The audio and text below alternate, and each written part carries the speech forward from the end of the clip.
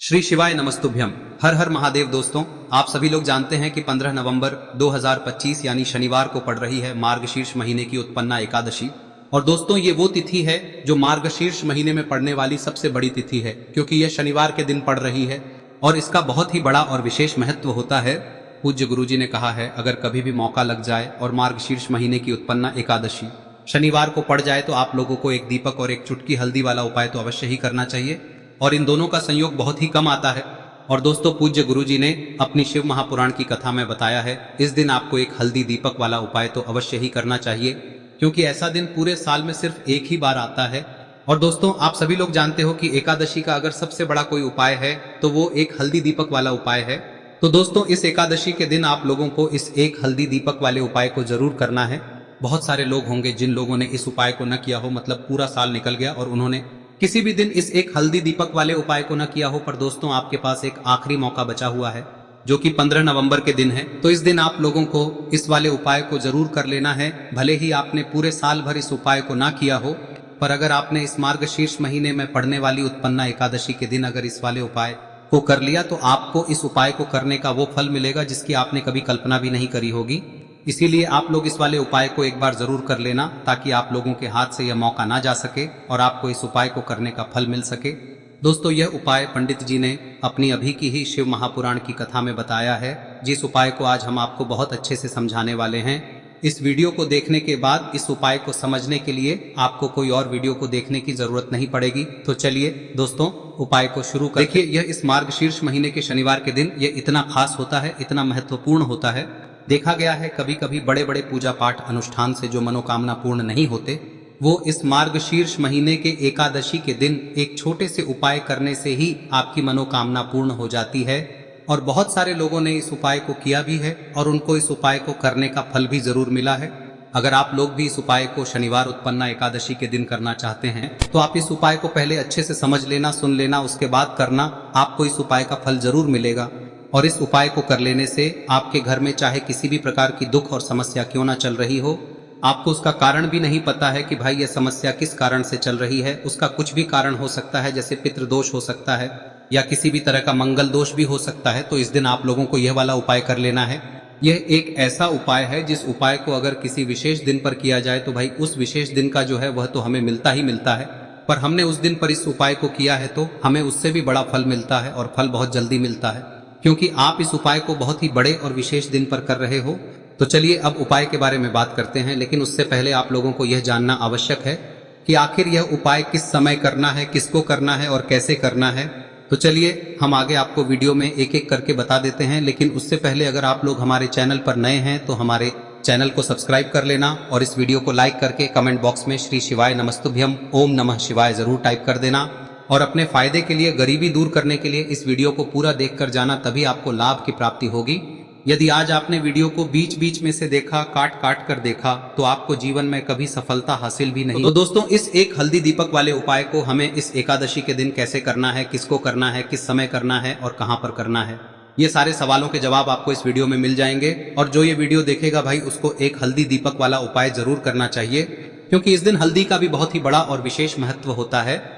और जब बात आ जाए एक हल्दी दीपक की, तो ये सोने पे सुहागा वाली बात हो जाती है, और ये एक बहुत ही बड़ा उपाय हो जाता है इस शनिवार उत्पन्ना एकादशी का। अब हम समझते हैं इस वाले उपाय को हमें करना किस समय है, इस एक दीपक वाले उपाय को हमें इस एकादशी के दिन करना किस समय है। तो देखिए, इस उपाय को करने का जो समय है वह सुबह का समय है और शाम का समय भी है।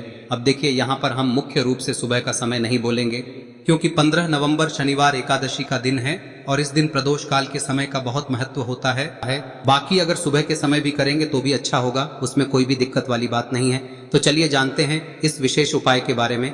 लेकिन उससे पहले एक प्रार्थना, अगर आप इस चैनल पर नए हैं तो आप इस वीडियो को लाइक करें, चैनल को सब्सक्राइब करें और कमेंट बॉक्स में आप अपनी राशि या अपना नाम जरूर डाल दें, क्योंकि हम राशि से जुड़ा भाग्य भी बताते हैं और भाग्य में चल रही परेशानियों को दूर करने के लिए वह आसान से आसान उपाय भी बताते हैं। तो चलिए अब हम अपने सबसे पहले उपाय की बात कर लेते हैं। देखिए, मार्गशीर्ष मास के दिनों में विशेषकर भगवान शिव और माता पार्वती और विष्णु भगवान का पूजन किया जाता है।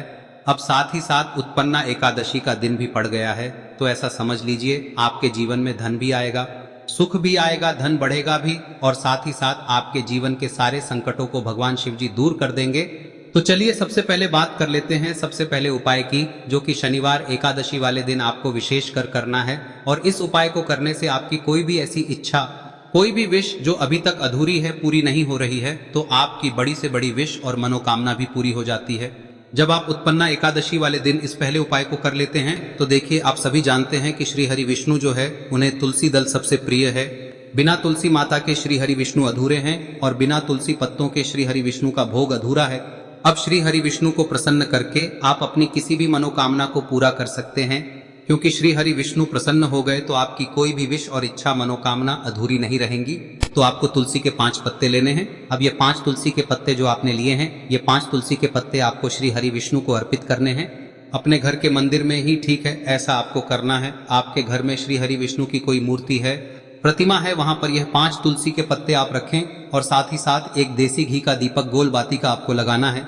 और ओम नमो भगवते वासुदेवाय नमः इस मंत्र का आपको 11 बार जप करना है।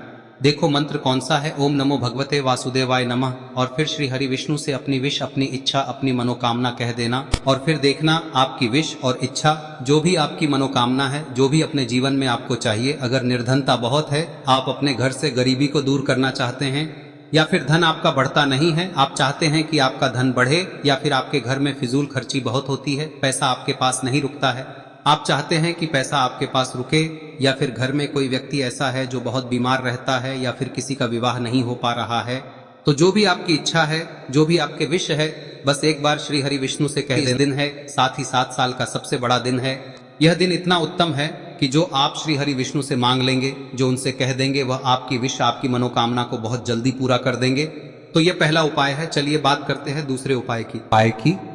देखो, यदि आपके जीवन में आर्थिक संकट बहुत अधिक हो रहे हैं, धन की समस्या लगातार जीवन में बनी हुई है, एक एक रुपयों को प्राप्त करने के लिए आपको बहुत अधिक मेहनत कर रहे हैं, तो आज रात्रि में सोने से पहले आपको हो यह चमत्कारी दीपक का उपाय अवश्य करना है।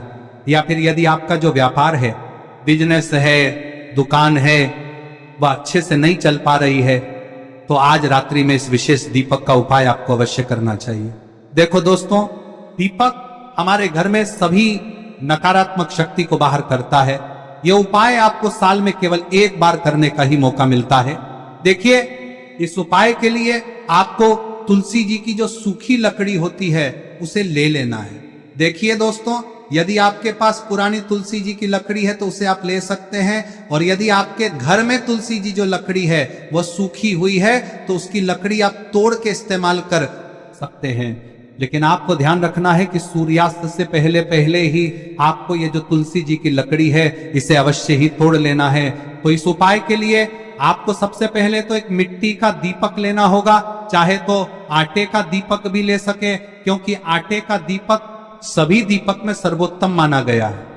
इस दीपक के अंदर आपको शुद्ध घी का प्रयोग करना होगा, और इससे दीपक के अंदर आपने जो तुलसी जी की लकड़ी ली है उसे भी रख देना है। लेकिन ये जो तुलसी जी की लकड़ी है, इसमें आपको चारों तरफ अच्छे से घी लगा लेना है। देखिए, गुरुजी ने बताया है कि जो तुलसी जी की लकड़ी है, यदि आप उपाय करते हैं और बहुत ही शीघ्रता से जल जाती है, तो इसके लिए आपको एक कार्य करना है। आपको थोड़ी सी रुई ले लेनी है, और उस रुई को आपने जो तुलसी जी की लकड़ी ली है उस पर अच्छे से चारों तरफ लपेट देनी है। तुलसी जी की लकड़ी के ऊपर रुई लपेटने के बाद इसे आपको पूरा घी के अंदर डुबो लेना है। अब इसे आपको बाती के रूप में प्रयोग करना है। अब दोस्तों, इस दीपक को आपको प्रज्वलित कहां करना है?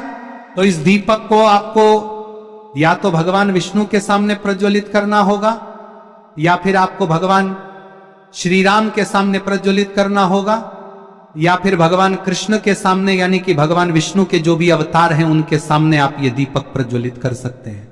या फिर आप इस दीपक को माता तुलसी जी के सामने भी प्रज्वलित कर सकते हैं। पूज्य गुरु जी ने बताया है कि जो भी व्यक्ति इस प्रकार से तुलसी जी की डंडी से या दीपदान कर देता है, उसके जीवन में कभी भी धन की समस्या नहीं होती है। इसीलिए आपको ये पूरे साल में केवल 1 बार ही मौका मिलता है। इस उपाय को करके देखना, आपकी सभी इच्छाएं जरूर पूर्ण होंगी। ये जो उपाय है रात्रि में सोने से पहले करना है। अब बताते हैं तुलसी के गमले में आपको वह कौन सी चीज डालनी है जिस उपाय को करने से आप अपने जीवन में महाधनी बन जाएंगे। इतना धन आपको मिलेगा कि कभी भी आपके धन में कमी नहीं आएगी, कभी भी आपका धन बर्बाद नहीं होगा। आपके पैसे की बर्बादी बिल्कुल आपके जीवन से रुक जाएगी। और जो लोग कहते हैं कि घर में पैसा तो आता है, पैसा रुकता नहीं है और पैसा बढ़ता नहीं है, वृद्धि नहीं हो रही है, उन्हें भी विशेष यह तीसरा दिन जरूर करना चाहिए।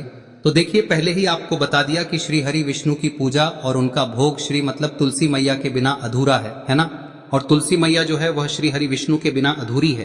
तो देखिए, जब भी आप तुलसी का कोई उपाय करेंगे तो सीधे सीधे आप श्री हरि विष्णु को प्रसन्न कर लेते हैं। अब व्यक्ति को, यानी जो भी व्यक्ति है, किस व्यक्ति को कितना धन देना है, यह श्री हरि विष्णु के हाथ में होता है। धन देने का काम माँ लक्ष्मी करती है, जो कि माँ तुलसी का ही एक रूप है। माँ तुलसी जो है यह माता लक्ष्मी का ही स्वरूप है ना। तो आपको करना क्या है, आपको लेनी है यहाँ पर हल्दी पिसी हुई, जो कि श्री हरि विष्णु से जुड़ी हुई है, आपके गुरु गृह से जुड़ी हुई है, आपकी कुंडली में गुरु को मजबूत करती है, सुख सौभाग्य को खींचने का काम करती है, धन को बढ़ाने का काम करती है।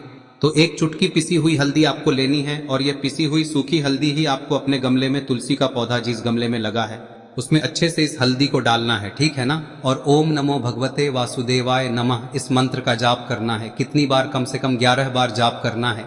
ओम नमो भगवते वासुदेवाय नमः इस मंत्र का जाप करते रहना है और हल्के हल्के से तुलसी के पौधे में आपको पूरे गमले में पीसी हुई हल्दी का छिड़काव करना है।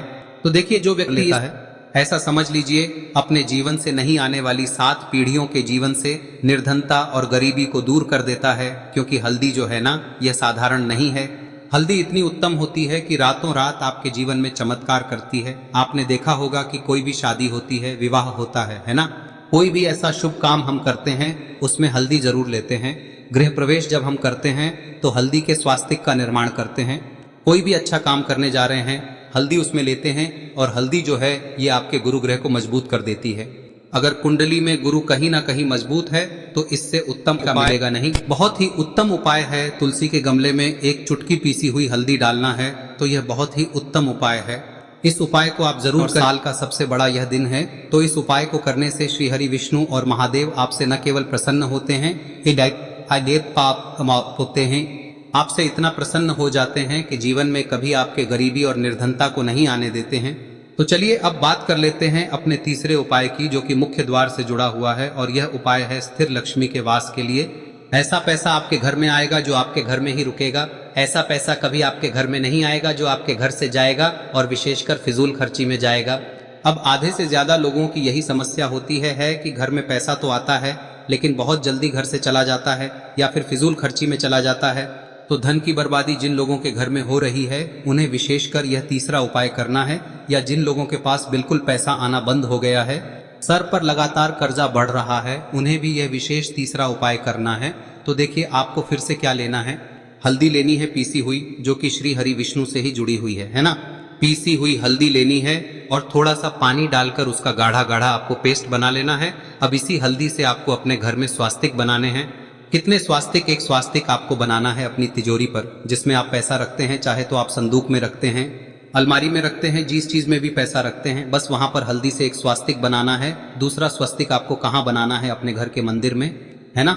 और 2 स्वस्तिक आपको बनाने हैं अपने घर के मुख्य द्वार पर बाहर की तरफ। हल्दी से 4 स्वास्तिक आपको बनाने हैं। 2 स्वास्तिक मुख्य द्वार पर बाहर की तरफ, एक तिजोरी पर, है ना, और एक अपने घर के मंदिर में। बस यह उपाय आप लिया तो देखिए, जो धन की तिजोरी है उसमें पैसा भरा रहेगा। कभी भी धन की तिजोरी धन से खाली नहीं होगी, क्योंकि जहां पर हल्दी का स्वस्तिक एक होता है वहां कभी धन की कमी नहीं होती है। हमेशा वहां पर धन की देवी माता लक्ष्मी वास करती हैं, क्योंकि हल्दी किससे जुड़ी हुई है? श्री हरि विष्णु से। और माँ लक्ष्मी कहाँ होती है?